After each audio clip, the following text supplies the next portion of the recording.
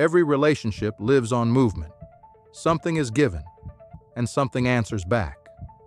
That back and forth, that's what keeps it alive. When a person understands reciprocation, they don't sit around thinking about fairness or roles. They just feel it when something starts flowing only one way. It's like standing on one foot too long. Nothing's wrong exactly, but your body knows it needs to adjust. But not everyone experiences relationships that way. For some people, receiving feels like the end of the moment, not the beginning of a return. Something reaches them, and it feels complete. And that difference quietly becomes the foundation of everything that follows. So let me tell you a story that shows how this actually plays out. Ethan met Lena through a mutual friend at a small get-together. Nothing dramatic. Easy conversation. No pressure. Lena was warm, confident, comfortable in her skin. They exchanged numbers. A few days later, Ethan asked her to dinner.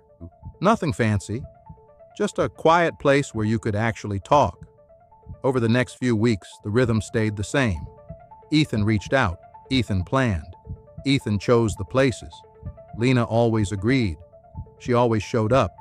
She enjoyed herself, but she never initiated. Not once did she suggest a place. Not once did she set a time. Not once did she plan anything on her own. Everything moved because Ethan moved it. At first, he didn't mind. He liked her. And this was just how he showed care.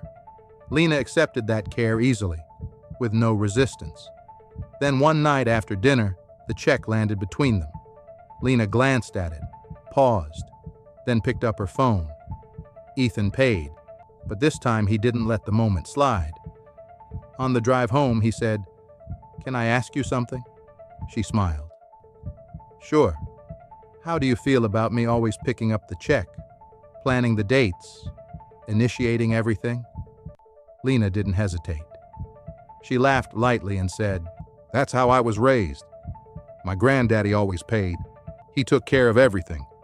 That's what a man is supposed to do." She kept going. A man provides.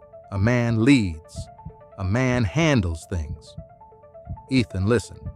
She didn't sound entitled. She wasn't defensive. She genuinely believed what she was saying.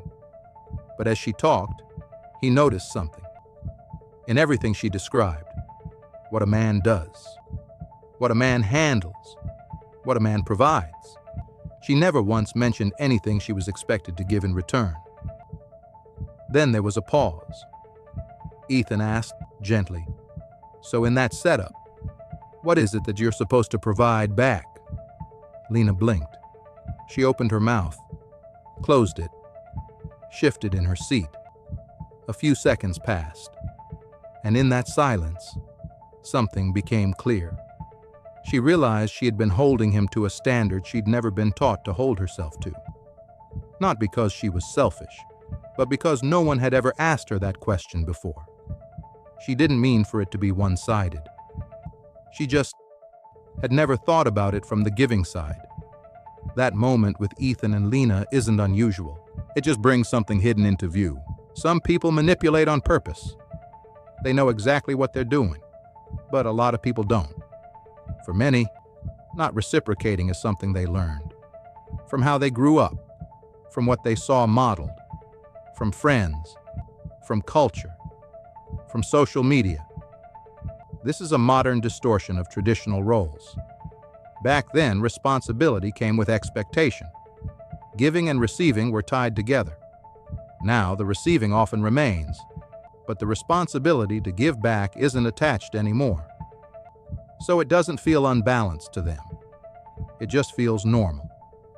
That's why reciprocation matters, because relationships live on movement. When energy flows both ways, connection grows. When it flows one way, one person carries the weight. And reciprocation doesn't mean doing the same thing back. It means giving back in a way that actually holds value for the other person. When that understanding is there, relationships stay alive. When it isn't, one person keeps giving and the other keeps benefiting. That's the warning sign. Because when someone doesn't naturally reciprocate, it never stays in one place. It shows up in effort, in responsibility, in accountability. And that's why reciprocation isn't just important, it's the foundation. Without it, anything you build together, business, friendship, love, slowly drains the one carrying it. This is the quote room, where words wake minds. Some things don't need a reaction, just reflection. Just a few thoughts I had on my mind.